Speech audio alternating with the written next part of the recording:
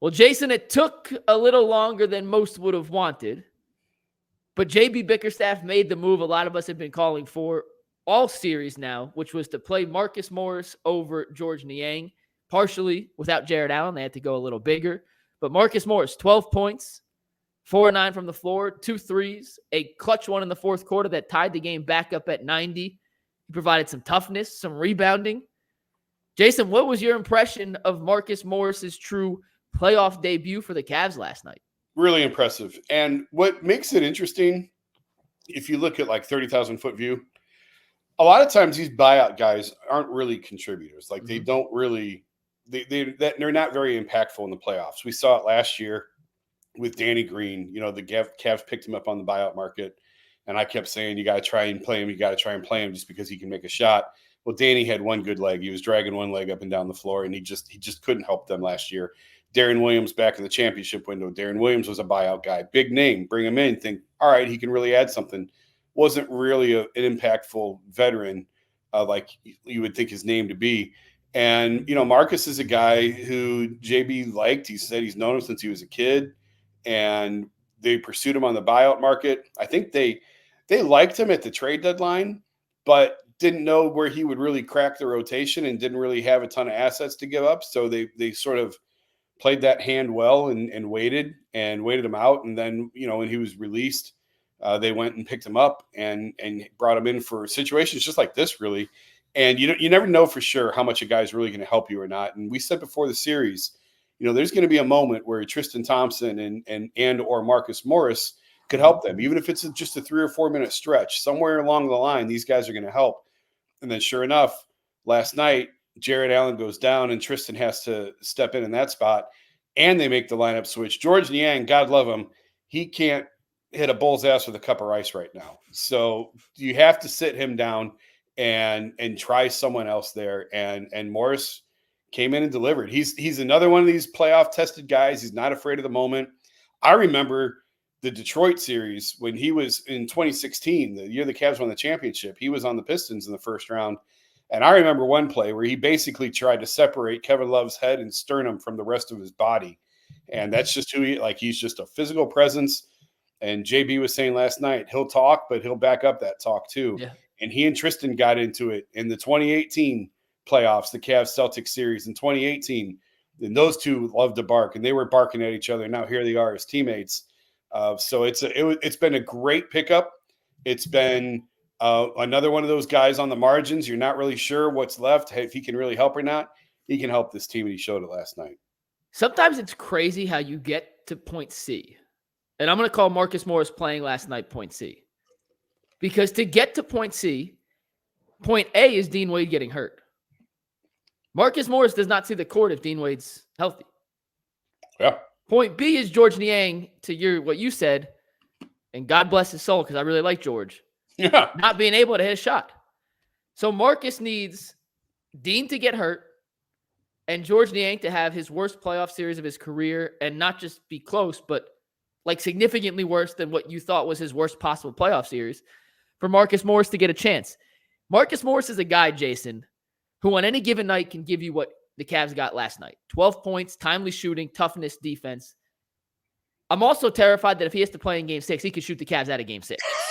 He might go 1 for 12 in Game 6, and he's the guy, and you need this. He's an irrational confidence guy, which you need coming off the bench. Like, I don't say that in a bad way, but he's not going to be deterred by missing 4, 5, 6, 7 straight shots.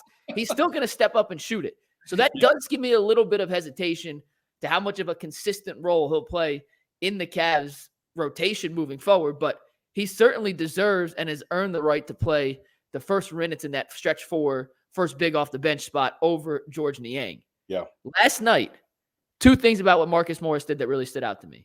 One, anytime Orlando cut through the lane when he was in, he was throwing an elbow, Jason. Little forearm, little elbow.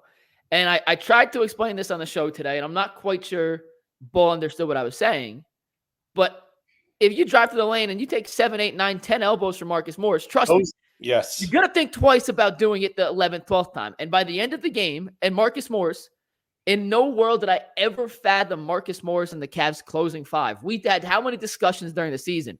Can you play Jared Allen and Evan Mobley together? Is Darius in your closing five with Donovan? Yeah. Is it Strus? Is it Okoro? Is it Wade?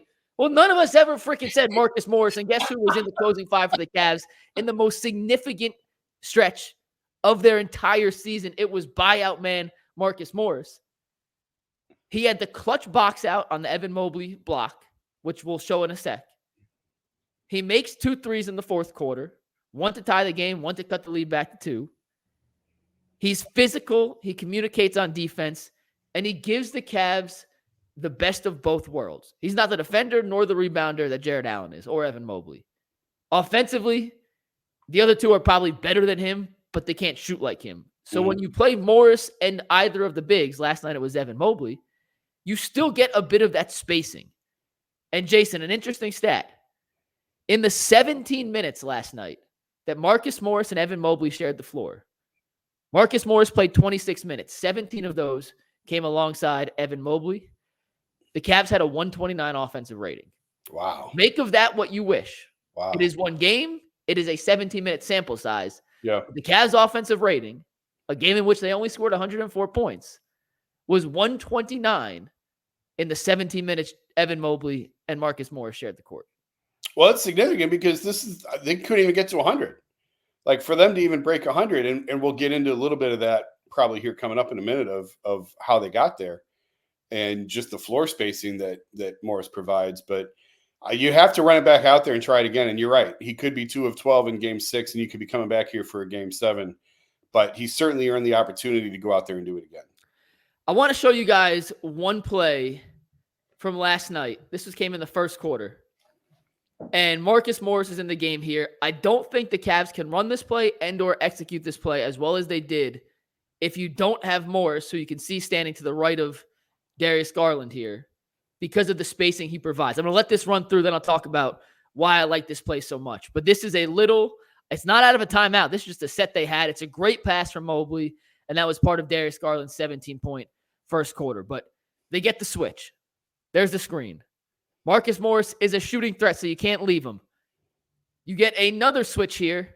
Banchero's watching the ball. It's a great back screen, but that's Morris in the corner now, and you can't leave Marcus Morris in the corner wide open. If that's Jared Allen, that corner help can sag in, and maybe it's not blocking the shot from Darius Garland, but it's certainly giving a type of contest. But because that's Marcus Morris in the corner, Jalen Suggs can't help off, and I'll run it through one more time, but Jalen Suggs is in a position leave Marcus Morris wide open for 3, or give Darius a backdoor layup, and another great pass by Mobley. Jason, I don't remember them ever running this play during the regular season. No. And maybe that's because of the limitations of Mobley and Allen together, that they're not forcing the defense to space out like Morris did.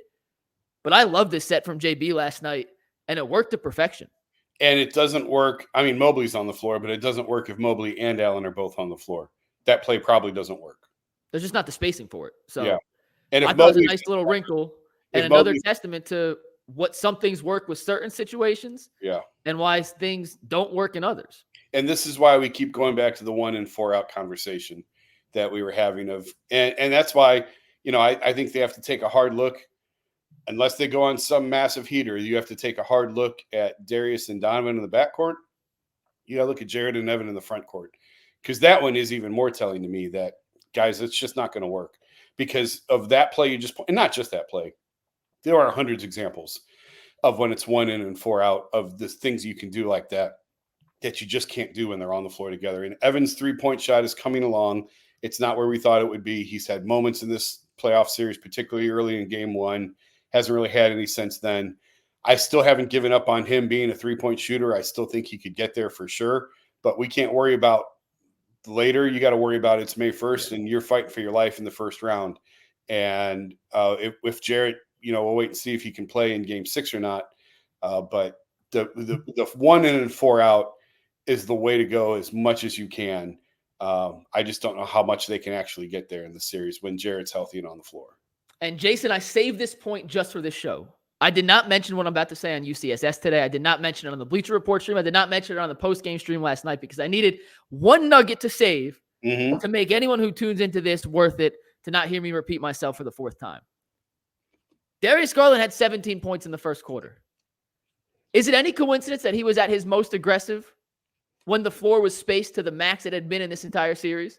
Is it just a coincidence that because there was an extra shooter on the floor and Orlando did not have 2 7-footers in the paint, Darius was all of a sudden unafraid to attack with reckless abandon because he wasn't afraid of getting hit? Is it just a coincidence that Darius Garland is now shooting because the guys can't compact the lane and they have to make these decisions because the other help defenders are spread out? I think not. No, the answer is no. Not.